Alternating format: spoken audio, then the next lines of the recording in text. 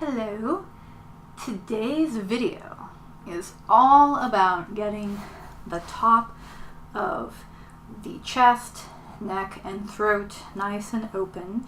It's particularly useful if you speak for a living, like I do part of the time, if you sing, if you're in theater, or really just for anyone that sits a lot, has a forward head position, and maybe trying to do some self-care to work themselves out of a tight head, neck, and throat.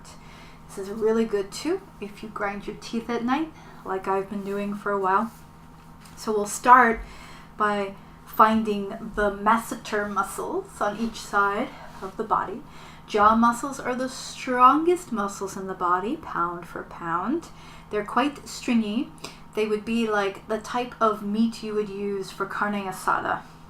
So if you take your thumb to the mandible joint or the jaw joint, usually in front of the earlobes, you can take the thumbs. Now your elbows don't have to be pointing out. It just tends to get a nice pinpointed position, and then you can drop them so you can relax the neck.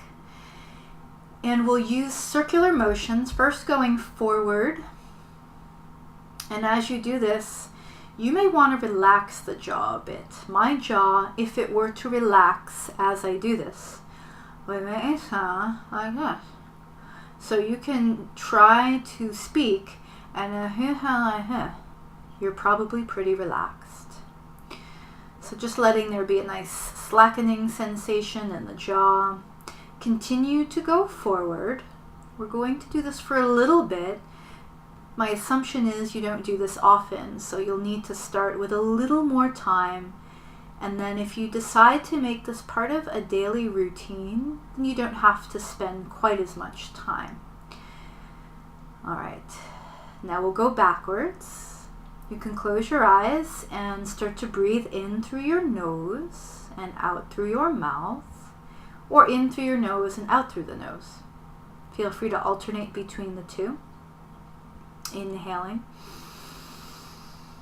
exhaling out the mouth, let the jaw relax, and then inhale, exhaling out the nose.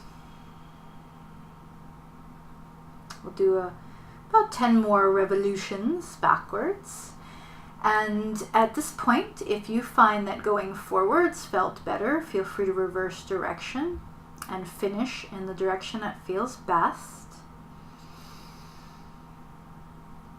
And then once you feel like you're done and your needs are met here, relax. Take both hands to your belly, interlace the fingers so you just create a little a sling sort of for the belly. And then when you inhale, feel the sling expand forward, and then exhale. And then same thing with if your arms are touching the side of your flesh like mine are, inhale and feel those open too. And then take one hand at the, not quite at the small of the back, that's all bone, that's your sacrum. Take them up above a little bit, above where your waistline might be. Don't take it on the spine, take it on one of the sides where you feel fleshiness. And when you inhale, try to inflate that area. And then exhale. Also try to inflate the front, and then take it to the other side of your spine. And just alternate that a few times as you breathe. Always breathing through the nose as much as your sinus cavities will allow. If you're chronically stuffed up for one reason or another, sometimes that's a product of being a mouth breather earlier on in your life. So what I recommend is, unless you have some sort of diagnosis, some people have really narrow sinus and nasal cavities. And that's usually because early on in life, when you were still developing the bones of the brain, you may have been a mouth breather. So people with deviated septums and stuff like that. Breathing through your nose helps move around the bones in the skull. and it helps create some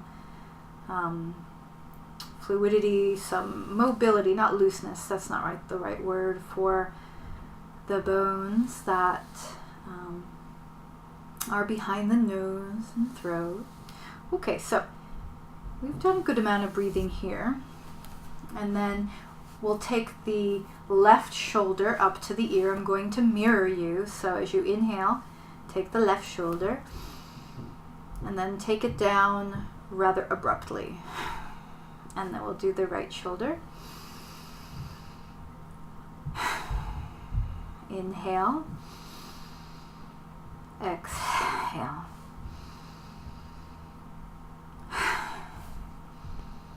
I'm going to do that a couple more times, and then we're going to reverse it where the inhale is somewhat abrupt. So we'll do one more on the right, and then inhale, and then exhale. Inhale. Exhale. Inhale. Exhale. And as you inhale, let the band of the whole belly and back expand. Now let's do both at the same time. Abrupt inhale. You can smile if you like. Inhale.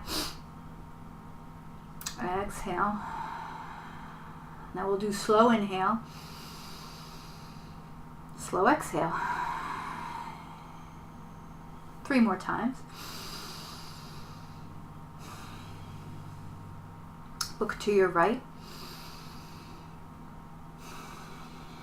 And look to your left. And take it down. Cool. Groovy. All right. So now we'll do a little bit of self-manipulation. If you have yoga blocks, great.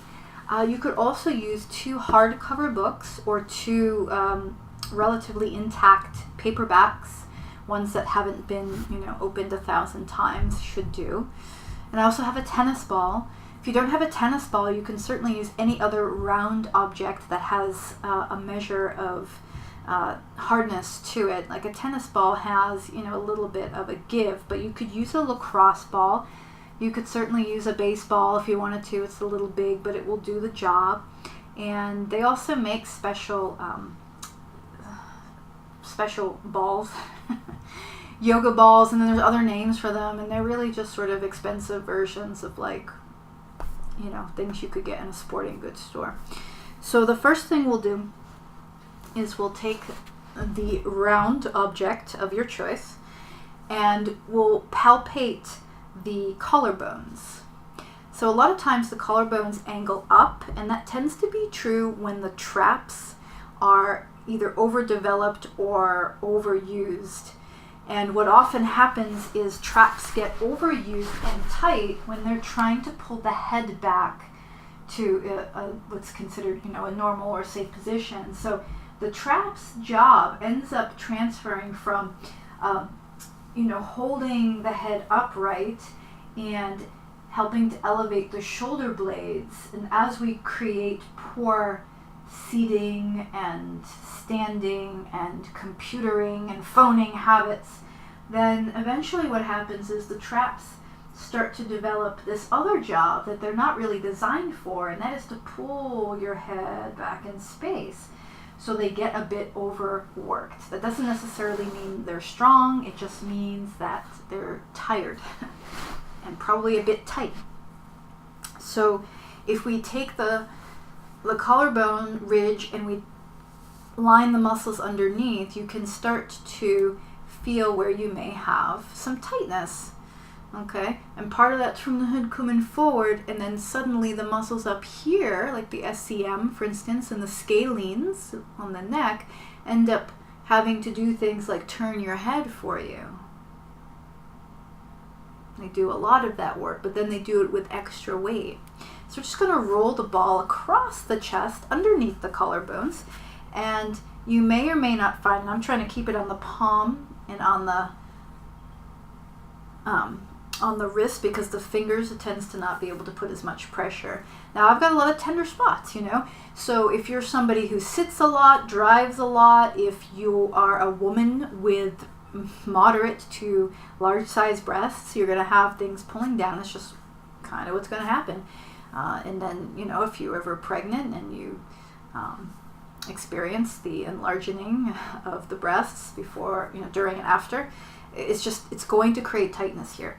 So what we'll do is we'll pull this across, and then I feel a lot of tenderness, so I'm pretty happy with just doing this. However, because I do this to myself frequently and I know that I can handle it, I'm going to take the ball right here where, let's say, a tank top or a bra strap would be.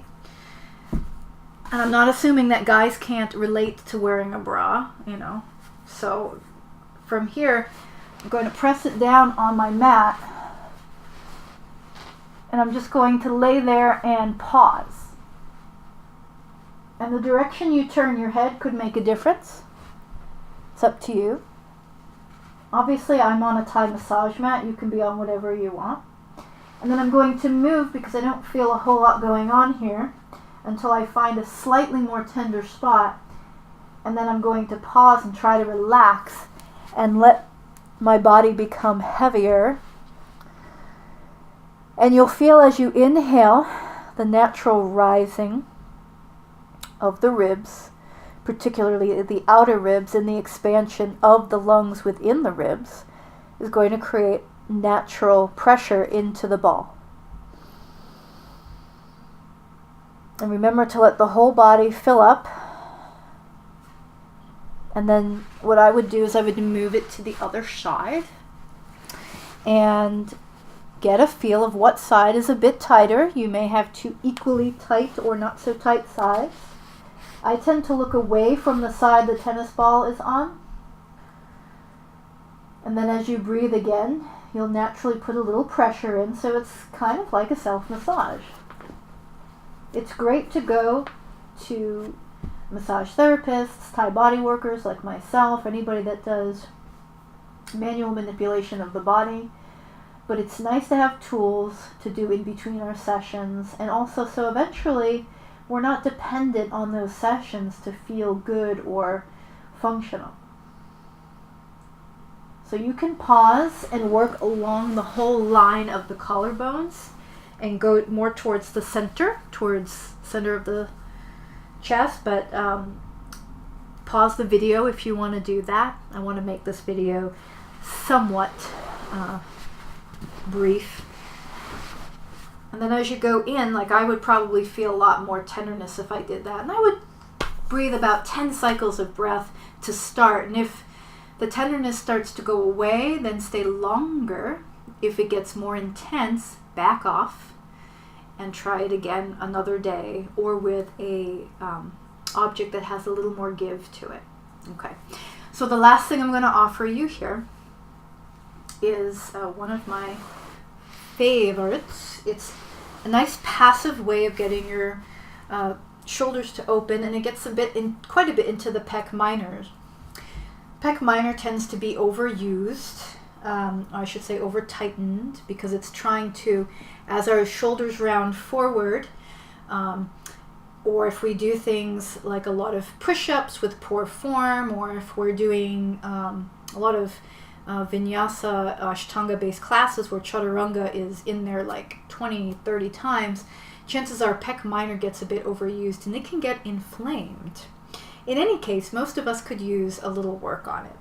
So I find out where my pec minor is by taking my arm into a cactus shape, and then I can feel it bulge out.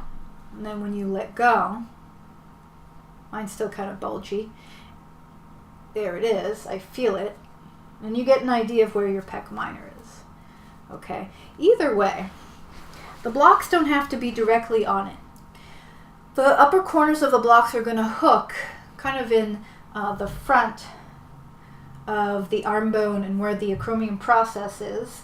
You don't really have to be an anatomist to know where it is. You can follow your collarbone pretty much and just go to the end. It's right off the end here. And then I find a fleshy spot in the front, and I'm going to hook myself onto the ends of the blocks. And you may have to angle them in. And then from here, you just let your head relax. You can be face down. So this is one way where you hook the blocks and then you have no blocks in front of your shoulders. The other way to do this, where your arms will have more weight on them, is to take most of the block forward of you, okay, like this, and then the part of the block that grabs onto you is the very, very corner, kind of pointing in the inside, and then your arms have more room to be droopy and to drop. Now your head may or may not fit between the blocks when they're this way, so you're just going to have to negotiate that on your own. But the longer you lay down here, the more you're going to find a nice natural opening. And if you're okay with a little bit of discomfort, you can even dig some of the side of the block into the muscle. And look what happens. Oh, you can't see what happens. Here, I'll show you.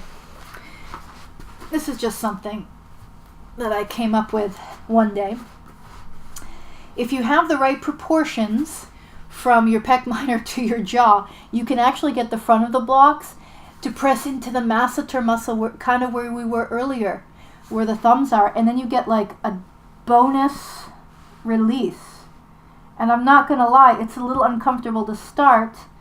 As long as it gets less comfortable, you're not supposed to be gritting your teeth and fighting against this, otherwise the concept of releasing goes away entirely. So here you have a jaw, pec minor, a little bit of the SCM gets to open here. And the longer you stay, I would say time yourself 2 to 5 minutes. And there's a lot of releasing here. This is going to help if you are talking a lot, if you are standing up a lot, if you sing, if you have to do anything with your voice. These particular exercises really help create a nice open space, not just in the throat. We didn't work the throat at all. Those are the obvious things. These are the more subtle, less obvious things. So I hope that you enjoyed. I'm enjoying this. I'm not going to get up. I'm just going to say that if you like the video, feel free to give me a thumbs up. Subscribing is cool too. I totally dig that. And I'll see you later. Happy relaxing.